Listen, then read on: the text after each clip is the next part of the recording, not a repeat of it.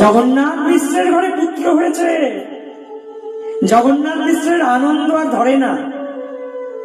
বৃন্দাবনে যেমন যখন নন্দগৃহে ভগবান জন্মগ্রহণ করলেন, ভগবান এলেন, তখন নন্দ মহারাজের যেমন আনন্দের সীমা পরিসীমা নয়। নন্দ মহারাজ যেমন সমগ্র ব্রজবাসীকে নিজের ঘরে আমন্ত্রণ জানিয়েছেন, সবাই মিলে একসঙ্গে নৃত্য করেছেন। দধি দুগ্ধ ঘৃত ঘোল অঙ্গলে ঢালিয়া, অঙ্গনে দধি দুগ্ধ ঘৃত ঘোল সব ঢেলে দিয়েছেন। সব ঢেলে দিয়ে অমন করে নৃত্য করছেন, আনন্দ করছেন, সবাই আনন্দে মুখরিত হয়ে আছেন। ঠিক সেই প্রকার ভাবে নবদ্বীপের মাঝে আজ যেন জগন্নাথ মিশ্র অমন করে আড়ম্বরে শ্রীমন মহাপ্রভুর জন্ম উৎসব পালন করছেন। যদিও নন্দ মহারাজের মতন এতটা সামর্থ্য তার নাই, কারণ নন্দ মহারাজ তার অনেক সামর্থ্য ছিল, 9 লক্ষ ধেনু ছিল তার কাছে। কিন্তু জগন্নাথ মিশ্র কিন্তু দরিদ্র ব্রাহ্মণ।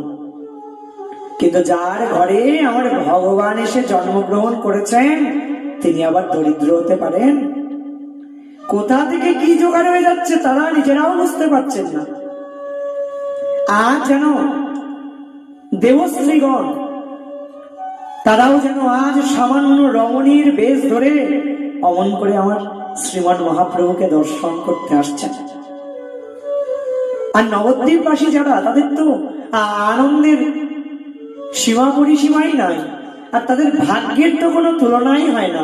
যিনি অনন্ত ব্রহ্মাণ্ড নাথ, সেই অনন্ত ব্রহ্মাণ্ড নাথকে নবদ্বীপের রমণীগণ কোলে নিয়ে অমন করে ঘুরে বেড়ান, অমন করে কোলে নিয়ে আদর করেন। কত ভাগ্য তাদের, ভাগ্যের বলিহারি যায়।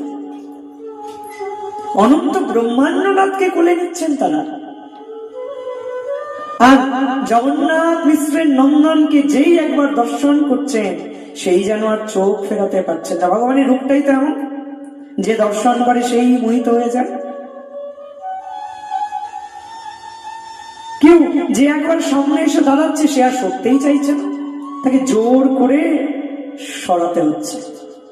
ভিড় কিছুতেই কমছে না, সবাই দর্শন করছেন জগন্নাথ মিশ্রের নন্দনকে, প্রাণ ভরে দর্শন করছেন। আর সবাই বলা বলি করছেন, এই জানিস, এই ছেলে বুঝি গৌড়ের রাজা হবে। আবার কেউ কেউ বলছেন, আরে শুধুমাত্র গৌড়ের কেন, এই ছেলে তো মনে হয় সমগ্র পৃথিবীকে জয় করে নেবে। এক পক্ষ বলছেন, হ্যাঁ গো, তোমরা ঠিকই বলেছ, এই ছেলে শুধুমাত্র গৌড়ের রাজা হবে না, এই ছেলে তো সমগ্র জগৎবাসীর হৃদয়ের রাজা হবে। সবার হৃদয়ে হৃদয়ে তিনি অবস্থান করবেন, সবার হৃদয় মন্দিরকে তিনি আলোকিত করবেন। তোমরা একদম ঠিক ধরেছ, ঠিক বলেছ তোমরা।